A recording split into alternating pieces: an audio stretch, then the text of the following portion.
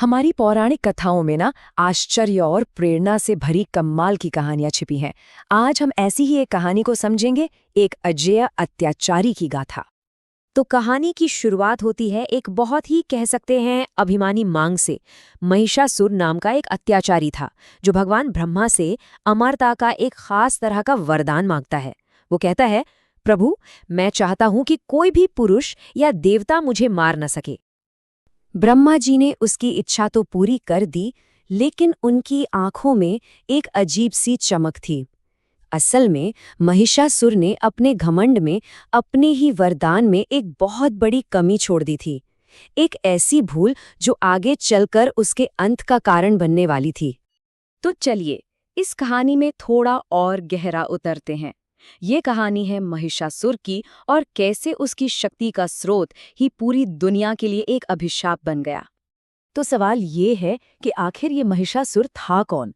वो एक बहुत ही ताकतवर अत्याचारी था, आधा असुर और आधा भैंसा। उसका ये मिला जुला रूप एक तरह से उसकी बेलगाम और पाशविक सोच का प्रतीक था।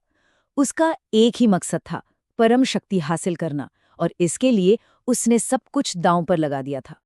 और उसका प्लान मतलब बड़ा सीधा साधा था। उसने हजारों साल तक कठोर तपस्या की, ब्रह्मा जी को प्रसन्न किया और फिर उनसे अजेय होने का वरदान मांग लिया।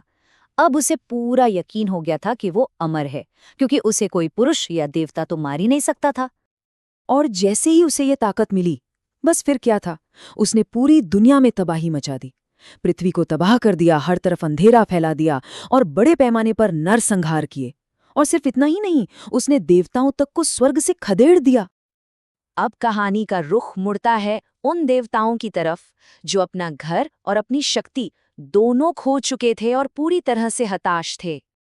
जब महिषासुर का आतंक हद से ज्यादा बढ़ गया, तो डरे सहमे और हारे हुए देवता अपनी आखिरी उम्मीद लेकर पहुंचे त्रिदेवों के पास, यानी ब्रह्मा, विष्णु और शिव की शरण में। यही उनका आखिरी सहारा था। और यहीं से कहानी में आता है एक जबरदस्त मोड़। जब सारी उम्मीदें खत्म हो रही थीं, तब उस अत्याचारी का सामना करने के लिए एक नई दिव्य शक्ति का निर्माण होता है। कहते हैं कि ब्रह्मा, विष्णु और शिव के क्रोध से एक ऐसी दिव्य ऊर्जा निकली जो पहले कभी नहीं देखी गई थी, और उसी अद्भुत प्रकाश से जन्म हुआ 10 भुजाओं वाली देवी दुर्गा का। वो किसी एक देवता की शक्ति नहीं, बल्कि सभी देवताओं की सामूहिक शक्ति, यानी आदि शक्ति का अवतार थी। और फिर तो क्या था, हर देवता ने अपनी सबसे कीमती, सबसे शक्तिशाली चीज देवी को दी। विष्णु जी ने अपना सुदर्शन चक्र दिया, शिव ने अपना विनाशकारी त्रिशूल, इंद्र ने अपना वज्र, और तो और हिमालय ने सवारी के लिए एक शक्तिशाली सिंह दिया जो साहस का प्रतीक है। मतलब हर देवता ने अपनी शक्ति का एक अंश दिया ताकि वो महिषासुर का सामना करने के लिए पूरी तरह तैयार हो जाए। तो अब मंच पूरी तरह तैयार था। एक तरफ देवी दुर्गा और दूसरी तरफ वो राक्षस जिसे लगता था कि उसे कोई हरा ही नहीं सकता। और ये कोई 1-2 दिन की लड़ाई नहीं थी। ये महासंग्राम चला पूरे 10 दिनों तक। 10 दिन तक अच्छाई और बुराई के बीच एक भयंकर युद्ध छिड़ा रहा। और आखिरकार 10वें दिन वो हुआ जिसका सबको इंतजार था। देवी दुर्गा ने अपने त्रिशूल से महिषासुर का सिर धड़ से अलग कर दिया। उन्होंने उस वरदान की उसी कमी का फायदा उठाया। महिषासुर ने अहंकार में किसी पुरुष या देवता से सुरक्षा मांगी थी, किसी स्त्री शक्ति से नहीं। और इस तरह बुराई पर अच्छाई की एक निर्णायक जीत हुई। लेकिन ये कहानी सिर्फ एक युद्ध पर खत्म नहीं होती। इस पौराणिक जीत की गूंज और विरासत आज भी हमारे बीच जिंदा है, और हम उसे मनाते भी हैं।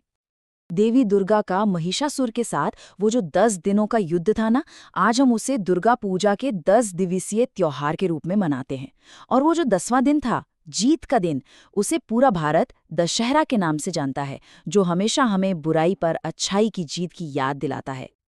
ये कहानी एक बहुत शक्तिशाली संदेश देती है कि जब सारी अच्छी शक्तियां एक नेक काम के लिए एकजुट हो जाती हैं, तो बड़ी से बड़ी बुराई को भी हराया जा सकता है। तो सोचने वाली बात यह है कि सामूहिक शक्ति की ये प्राचीन कथा आज के दौर में, आज की दुनिया में हमारे लिए क्या मायने रखती है।